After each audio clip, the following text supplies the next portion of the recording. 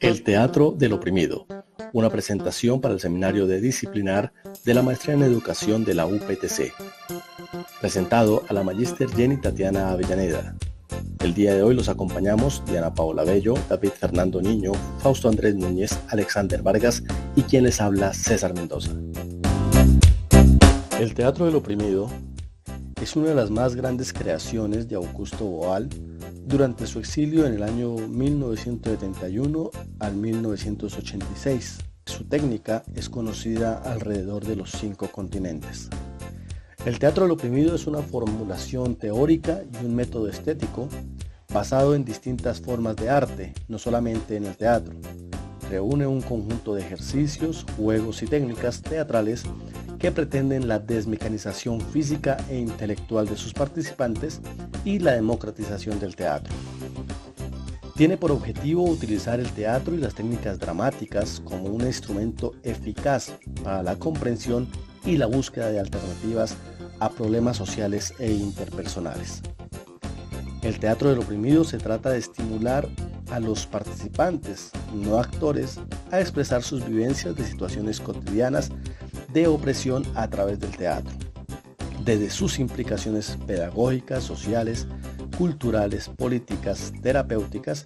Se propone transformar al espectador de ser pasivo en espectactor, protagonista de la acción dramática, sujeto creador, estimulándolo a reflexionar sobre su pasado, modificar la realidad en el presente y crear su futuro. En palabras de Augusto Boal, el espectador ve, asiste. En cambio, el espectactor ve y actúa. O mejor dicho, ve para actuar en la escuela y en la vida. Con el teatro del oprimido se pretende que los participantes reflexionen sobre las relaciones de poder, mediante la exploración y las representaciones de historias entre opresores y oprimidos, a los que el público asiste y participa de la pieza. Las obras teatrales son construidas en equipo, a partir de hechos reales y de los problemas típicos de una comunidad, tales como la discriminación, los prejuicios, la violencia, la intolerancia, entre otros. Teatro periodístico es un sistema de técnicas diseñado para dar a la audiencia una manera de transformar noticias diarias o cualquier pieza no dramática a la escena teatral. Estética del oprimido, más allá de los límites del teatro. Tiene como objetivo generar la ampliación de la vida intelectual y estética de los participantes en los talleres de teatro del oprimido. Según Boal, es la capacidad de verse actuando, de analizar y recrear lo real, de imaginar e inventar el futuro. Y por ello, la estética del oprimido busca desarrollar en los participantes su potencial para percibir el mundo a través de todas las artes y no solo del teatro. Boal, para explicar la estética del oprimido, utiliza la metáfora del árbol. Cada hoja del mismo es una parte indisoluble de él, que busca alcanzar las raíces y la tierra. Los frutos que caen a la tierra realizan la multiplicación. La solidaridad entre los individuos es la base del teatro del oprimido. En el tronco del árbol coloca los juegos, con 2 características esenciales de la vida en sociedad: reglas y libertad creadora, pues sin reglas no hay juego y sin libertad no hay vida. Los juegos también tienen la finalidad de desmecanizar el cuerpo y la mente para establecer los diálogos sensoriales, utilizando la creatividad como esencia. La tierra en que arraiga el árbol está simbolizada por el suelo fértil de la ética, la política, la historia y la filosofía. Teatro invisible, activismo político. El teatro invisible es otra de las propuestas de concientización ante la represión de los regímenes dictatoriales en Sudamérica. Esta modalidad teatral, en esencia, consiste en representar escenas fuera del teatro y ante personas que no saben que están siendo espectadores. El lugar ha de ser un espacio público, un restaurante, un tren, un mercado, etc. La representación, que parece improvisada, ha de ser realizada por los actores de tal modo que los asistentes deben ignorar hasta el final que están presenciando una obra de teatro para evitar de este modo que se conviertan en espectadores. Las escenas representadas tienen que mostrar injusticia social y han de dirigir la atención a la gente y conducirla hacia el discurso, pues la finalidad del teatro invisible es llamar la atención sobre un problema social con el propósito de estimular el debate y diálogo público. La función que cumple es hacer que la gente hable y debata. Que en esta modalidad el incidente no existe como teatro, no se sabe qué es teatro, pero existe y da que hablar. Por eso el teatro invisible es una forma de teatro que tiene un aspecto político muy intenso. El teatro de la imagen es desarrollado en América del Sur y sistematizado a partir de 1974. Esta modalidad teatral se ofrecía clandestinamente como un lenguaje que podía ser utilizado por todos. Cualquier situación de opresión engendra siempre signos visuales que se traducen en imágenes y movimientos. En esta modalidad teatral no se usa la palabra y se fomenta el desarrollo de otras formas de comunicación y percepción. Se emplean las posturas corporales, la expresión del rostro, las distancias a las que se colocan las personas durante la interacción, los colores y los objetos. Y ello obliga a ampliar la visión signaléctica en la que el significado y el significante son indisociables, como ocurre por ejemplo con la expresión triste de nuestro rostro. El objetivo del teatro de imagen es ayudar a los participantes a ver mejor, a discernir las imágenes escondidas, aquellas que son menos evidentes a primera vista.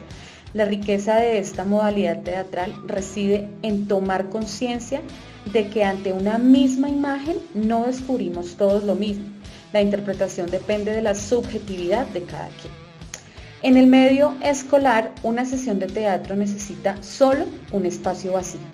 Al proponer un enfoque globalizador, su estructura ofrece a los participantes una puesta en escena fácil, de cuerpos y de imágenes, y un nuevo medio de lectura de la realidad, de las interacciones entre los individuos y de las preocupaciones de cada cual.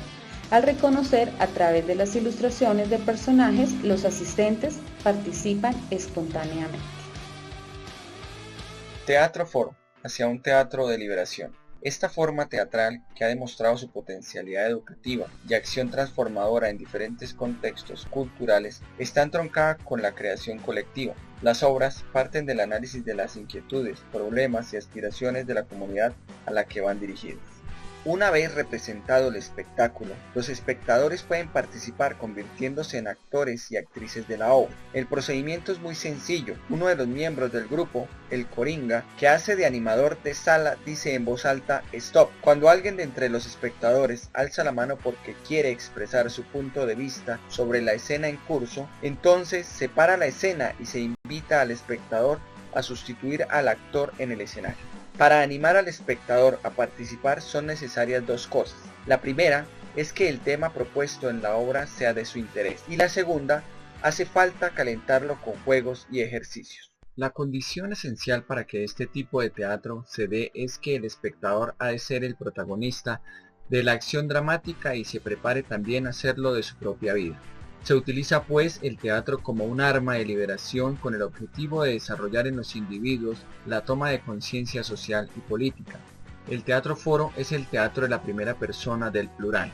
Por tanto, es necesario que el público sea homogéneo para que el tema de la opresión elegido revele algún aspecto de la cotidianeidad colectiva. El espectáculo se inicia en la ficción, pero su objetivo es integrarse en la realidad. El teatro foro provoca en sus seguidores no una catarsis, sino un estímulo que busca entrenarlos para la repetición de la acción con el fin de prepararlos física y moralmente. No se contenta con interpretar la realidad, sino que además trata de modificarla. Las diferentes acciones ficticias elaboradas en escena podrán ser extrapoladas en acciones reales susceptibles de cambiar para mejorar la realidad opresiva. El arco iris del deseo, teatro y terapia. En 1980, Boal pone en marcha en París el seminario que duró 2 años, El Poli en la cabeza. Lo llama así al darse cuenta de que los problemas de la gente no estaban solo en las opresiones generadas por la injusticia social y los regímenes dictatoriales. No era solo el miedo al sistema policíaco y el sufrimiento de las desigualdades que ese sistema protegía. También dentro de las personas podían haber regímenes difíciles de soportar. Parte de la hipótesis de que el poli reside en la cabeza y de que hay que buscar los medios para hacerle salir de ahí, considera este trabajo en la frontera con la psicología pero todavía firmemente enraizado en el mundo del teatro. Pero las técnicas del arco iris del deseo no solo se aplican en el ámbito de la psicoterapia. Se comprobó que eran procedimientos muy apropiados para la creación de los personajes. Mediante ella, los actores pueden penetrar en su personaje, considerando todas las posibilidades de relación con el resto del dramaturgo personal de una obra, encontrando de esta forma nuevas y sorprendentes razones lógicas para entender el comportamiento y las relaciones entre los personajes. Por eso se han empleado con actores profesionales para el trabajo de construcción de personajes de obras teatrales ya existentes. Teatro legislativo. El deseo convertido en ley. Tras el giro que supone el arco iris del deseo, al centrarse en las opresiones individualizadas, Boal retorna a su vocación fundacional de mejorar la vida de los colectivos menos favorecidos. Así, crea un nuevo instrumento que pretende utilizar el teatro en un contexto político, con el propósito de crear una democracia más fuerte. Si tenemos en cuenta que el teatro del oprimido transforma al espectador en actor, el teatro legislativo transforma al ciudadano en legislador. Así se consigue la aspiración de Boal: transformar el deseo en ley.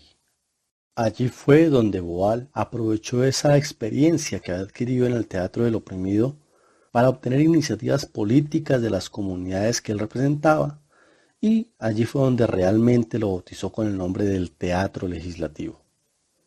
Realmente fue el punto de partida para estimular el debate sobre temas que le afectaban directamente y para recoger sugerencias con el propósito de elaborar proyectos de ley.